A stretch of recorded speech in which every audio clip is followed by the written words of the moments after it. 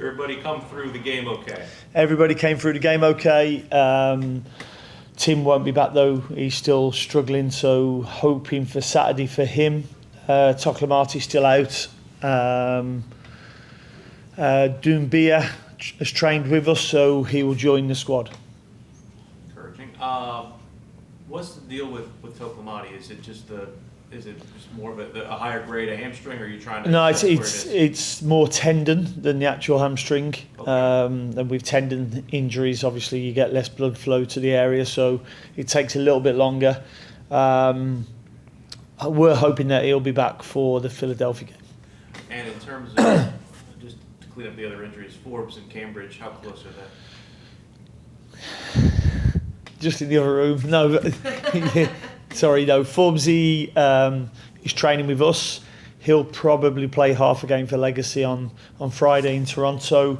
Brandon's looking to hit 95% high speed, and then he'll be introduced into training. What was the more encouraging part about Saturday? The fact that you look more like yourselves, or just the result? We didn't change too much. I'll keep going on about this. People can talk about we changed how we played. We didn't change how we played. We changed how we were without the ball because of how Columbus played. We went 4-2-3-1. We weren't more direct than we have been, but Columbus left more spaces for us to play into. But you look at, I think it was the third goal came from our goal kick. So, 4 or 5 passes, and there wasn't a directness about that play. So, the result helps obviously because we've been through a run of tough results. But again, for me, it's the performance against a very good team that we deserve to win. We played very well. We created big chances, and I was pleased with the performance. With Pat coming into this form that he's in, is part of you almost kind of divided, like you're happy for it, but you're also kind of, you lose him after a couple of games here to Gold Cup? Yeah, no, listen, really proud of players who go and play for their national teams. I don't like it when it's during the season. We're the ones who pay players' wages as a club, so we're the ones who suffer when they go out and play international football when it's during our season. Normally it's an international break for, international competitions for them to go and play. So pleased for him because, I know how much it means to people, and Patrick, Tim, players like that when they go and play for an international team. But obviously, it'll be a miss when we lose him. I know that you probably haven't necessarily done a lot on Red Bulls yet at this point of the week, or maybe you have, but does it make it, knowing what's ahead, they play a very identifiable style. It's not necessarily something you're going to be looking at the tape and saying, whoa, they're playing different. Is there kind of some comfort to that with a midweek game? Yeah, I mean, I played them a couple of times last season, know how they play, know the Red Bull system anyway, so having played against it in the UK as well. Know what's expected, what's to come, and watched a lot of them last night, and we'll present to the players this morning. I know you haven't named the team necessarily, but in terms of contenders without Brant, what does that do to what you guys want to do with the midfield? Yeah, no, we've got contenders now.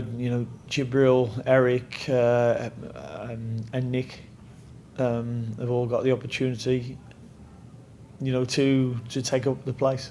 How much did Eric kind of help his cause through not only Open Cup but the games that kind of led up to that? Yeah, no, Eric's been playing well. So he's competing with Petkovic and Diani. So and that's what you want. You want some competitive performances from people to push.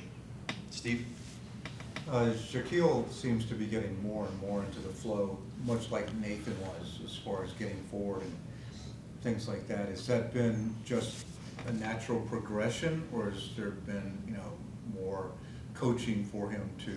It's been difficult. It's been difficult to coach him on the pitch simply because of the games we've had. There's been a lot of video work. He's probably more used to playing a man-orientated system of play. So that's something that we've had to work with him. If you look at the second goal on Saturday, Columbus' second goal from the free kick, he gets occupied with Nagby, who's in front of him rather than the line, and so that's something that we're constantly working with him, even though the goal, in my opinion, was offside. Watched it back, and from the original ball, the goal scorer's not offside, but Rossi touches the ball clearly, and as soon as Rossi touches the ball, all 5 players are offside. Yeah, do you feel that's a VAR issue? Well, it's hard to see. I mean, well, it's a linesman's issue as well. If he's dead in line with it and Rossi touches it, but yeah, VAR. As I said, I think our machine's in the icebox at the moment. Yeah, I mean, this is with the pace and speed of the game now. I mean, just having 3 officials is undermanned. In 4. my opinion. Well, 4. Got one by me as well. For those on the field, it's like, especially when the far side AR is supposed to call whether a ball's over the goal line on the far side, and you keep the poster in the way, so it's. We've got 2 people now watching it in slow motion in in an office somewhere. Yeah. So yeah.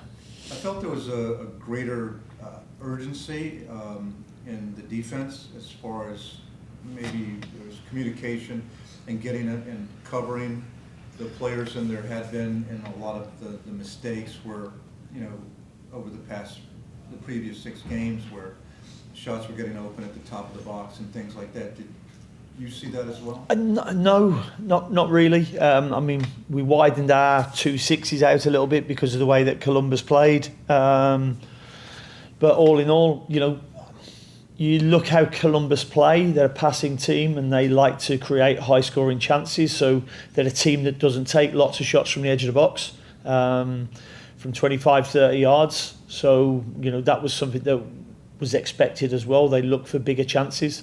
And didn't have too many. Well, didn't have any. So that was pleasing. But we eliminated a lot of mistakes because we have been making a lot of mistakes for goals. But it was, in eliminating those mistakes, what do you attribute to the elimination of that? Concentration levels. That's what I meant by concentration levels were better. I thought there was a lot better. There was a lot better noise from the pitch. You could hear the players talking a lot more, and that's really important because that communication can help your concentration levels. Thank you. Yeah, no worries. Patrick Ajiman last year went from, competing for a starting role to now kind of having that starting role, and it feels like from a leadership perspective, he's growing. Do you feel the same? Yeah, but he has to. He's a regular starting number 9 now. So that's really important for him and his maturation in the game. So he has to become one of them leaders within the team as well. He's not, although he's come through the college system, he's not a kid. He's 24 years old. So if he goes and does really well, he's only got another 10, 11 years left in his career. So he's got to maximise that opportunity now, and in football, you've got to mature quickly. Nice. And then Zaha this weekend was pretty adamant after the match that it takes time to develop relationships, especially playing his first season with Pat as well. What have you noticed from him from the start to where he is now at Charlotte FC? Yeah, well, he's right. It takes time. It's took you guys at least a year to understand my accent and my banter. But no, he's, I thought his performance was really good. Good connection. He played great through ball for Pep early on, where Pep took it around the goalkeeper, put it in the side netting. He's played a great through ball for Patrick for his goal. Great through ball for Pep for his goal as well. And he looked a threat, and that's what we want from him.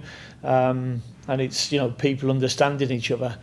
There's always going to be misunderstandings. Actually, I think one of our goals comes from Wilf looking to play the ball into Patrick's feet, and Patrick had looked like he'd gone in behind, and it got intercepted, but then Pep picked it up and played it wide, and we ended up going and getting the goal anyway. So there's always going to be a few misunderstandings, but time helps people understand each other's games a little bit better.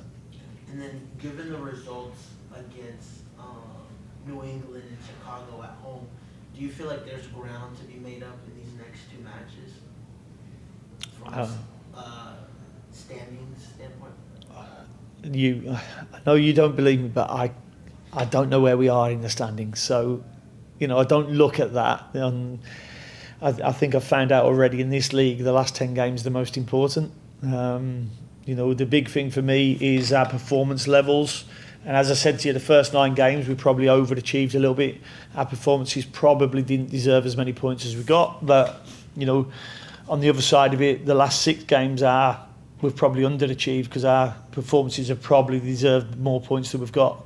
Because, New England at home was probably one of our best performances, along with Columbus, where, we came away with nothing. That can happen in football. Thank you. No worries, thank you. Well, Daniel and Carol, we just got a couple questions left before Westy, so. Dean, you talk about, you've mentioned this metaphor a couple of times this season, riding the waves, ride them waves. It's kind of a nice little saying. How do you rate the team's performance at riding the waves, the ups and downs of the seasons, being on top and then the losing streak and then having a great performance? Yeah, I mean, I'm a big believer that when you have momentum, you go with momentum, and we done that during the first 9 games when we were sat top of the East, and then unfortunately one of our best performances didn't end up with a result, and then we went to Columbus and deservedly got beat there. So you have to deal. There are going to be rocky moments. And it's making sure that you're consistent and your performance levels are right, because that's the only thing that can help you get good results. And then one more. I know you take things game by game. I know you're going to say that, but you just came through a stretch where you played 7 games in 3 weeks, and then you have a stretch where you have 3 games in 3 weeks. So it's a little bit different. How do you ride the waves when the cadence changes so much like that? I'll certainly get some R&R in the next month, that's for sure. I mean, we knew May was going to be a tough month. We looked at the calendar, 9 games, 7 away from home, was always going to be, a tough period. But you just have to get on with it. This is the next game. Toronto on Saturday, we'll look at on Thursday. So we've just got to make sure we concentrate on these, get as many points as we can, and then look to June then. Given Pat's height, wouldn't you think he'd be a strong header of the ball, and is that something he's still developing? No, because you can be tall but not great in the air, and you can be small and great in the air. That's just one of them things of your upbringing and how you play the game. Certainly Pat can head the ball. We saw it out of Philadelphia last year. We saw it with his goal the other night. And he knows he needs to be more dangerous when we get crosses into the box. We saw his header at NCFC as well in the Cup. So we know that he's capable of doing that, but he's good with his feet as well. And, you look at Peter Crouch, for instance, he was really good with his feet, but everybody looked at him and thought he was going to be outstanding in the air. So there's things for him to work on and be better at, that's for sure. Kerwin, is he moving up in the world? Did you see what you wanted to see? I always believed that Kerwin and Leal would be having a good battle, for a position. If Wilf came in and did what we expected was on the tin, then there was going to be a battle, and Pep's been doing really good numbers this season as well. So there's going to be a battle there, and Kerwin and Leal are having one at the moment. Cheers. Thanks, Dean.